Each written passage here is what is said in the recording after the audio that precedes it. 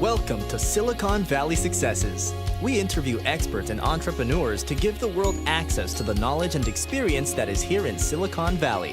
Our mission is to create opportunities for those who seek them and to help you to become the next Silicon Welcome to Valley the after success. hours of Silicon Valley Successes. Since being on the program, what's some information that you really wanted to mention that you didn't have a chance to while on the show? Actually, one of the things which I would recommend for startups and founders is to be generous, and I mean that in the following way. I've seen and worked with a couple of startups and investors, as well, angel investors, for example, as well. And they have an interesting strategy, which I think is the background to their success. Namely that they've taken the attitude of look, we'll give you big incentives. So that incentives always prompt people to try and do their best. So, what do you mean by incentives? That could be almost anything. Yeah. In this case, for example,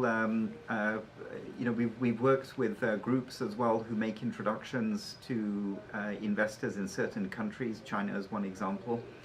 And if you think that multiple startups are talking to these groups, and then if one, and they'll give you perhaps typical ranges of the sort of commission structures, fee structures that they might have. And if one company is quite generous in that respect, just as if you think about it personally yourself, if one company is offering more than the others, the likelihood is that that group will be incentivized, to do their utmost for that company because they will be rewarded for it as well. That makes a lot of sense. I've seen some strategies like that that really struck me as being very successful. So you're saying generosity, other than salary and possibly equity in the company, are there any other ways to be generous?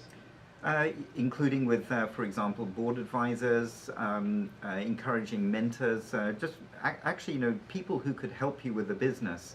If you incentivize them, rather than trying to negotiate down to the smallest nickel or dime, that you can negotiate. What I noticed is that, as an example, these people that I've worked with before, they've really got people motivated to try and help the company and the startup as far as they could. So question with that motivation, if you're giving away that much of your company, what's left though? Like, should the founders be scared of that, or does it grow so fast, hopefully everyone still wins? Yeah, that's a very good point, and actually that comes back to some of the subject matters that we were talking about, namely the VC industry, the alternative routes of funding and financing that have arisen, crowdfunding, for example, ICOs, and even in Silicon Valley, among the VCs themselves. I'm hearing also much more about people saying that the old VC model is broken. Tell me about that. The background to that is that the usual route has been for people, startups, early founders, to go to the VCs. They'll get their funding. They'll have a large portion already taken in equity by the VCs. As they go for each subsequent round, more and more of the equity is taken up. Hence, I was saying that ideally you try and bootstrap as far as is possible.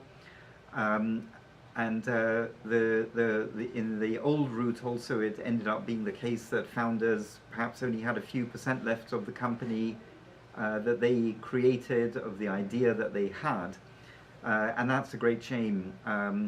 The other side of the coin also is that there have historically also been very limited opportunities for people to get the opportunity to invest in interesting startups. Even if you think of companies like very successful tech companies like Facebook and others, it's really only a very small club that even had the opportunity to get in at an early stage. And therefore, with the new technologies which are coming about, there are strong attempts being made to try and enable your Joe public really to get involved. There are regulatory frameworks in place which limit how far one can undertake that strategy. So what you're telling me is before, sorry to cut you off, but Facebook, even if crowdsourcing was available at that time, had so few people that actually had access to it, maybe no one, the general public still wouldn't have had a chance. Would that be a fair thing to say? Well, I think that with crowdfunding in particular, it's very well suited for product-based companies that are targeting their products at consumers. So, for example, if you're doing an educational robot, which is, for example, there's a company called Roiby, for example, that is looking to sell educational AI companion robots for 3 to 7-year-old children. That company would be ideally suited to undertaking a crowdfunding in order to be able to develop its product to an MVP status. But coming back to the Facebook example, again, there were very few people and investors who had the opportunity to get in until the company actually went public. So it was literally just a handful of people, and those investors or people themselves were already very well capitalized. So your everyday investor, including large numbers of so-called accredited investors in the US, really only see some deals at a very late stage. And that's in my opinion also one of the reasons why crowdfunding has taken off, and in particular actually more recently, given the technology of these initial coin offerings, that has really opened the doors to the general public to get involved at a very early stage in a lot of startup companies. Interesting. Now, for these crowdfunding or these ICOs, what type of due diligence is done? And I guess before answering that, could you talk a little bit about what due diligence is? Due diligence is essentially being able to check on the company to see in detail what is its strategy, what is it promising, how is it planning on executing its strategy, who are the team members involved, what sort of documentation is in place. So it's really, if you like, looking at the nuts and bolts of the company, and then being able to decide, yes, this is something that I'd like to invest in, or this is something actually which I thought initially was a good idea, but having looked in detail, actually I don't want to invest in it, perhaps. So with ICOs, I think there is room to improve the due diligence process. However, even having said that, even in the venture capital model, you'll have different sorts of investors. Some investors will be experts, and they will do detailed due diligence. They will know exactly what they're looking for. There are other investors perhaps who would base their decision on what some of those expert investors are finding in the due diligence process, and they would then, for example, come in as co-investors. And it's a similar thing actually with ICOs. Some investors will know what to look for. Other investors may be a bit more naive. In ICOs in particular, the information which is generally provided is on a website. Shahid, could you go into detail about what a white paper is and the information that would be on it? Certainly. A white paper has generally evolved to be the document which startups that are undertaking an ICO show to the potential investors or token buyers.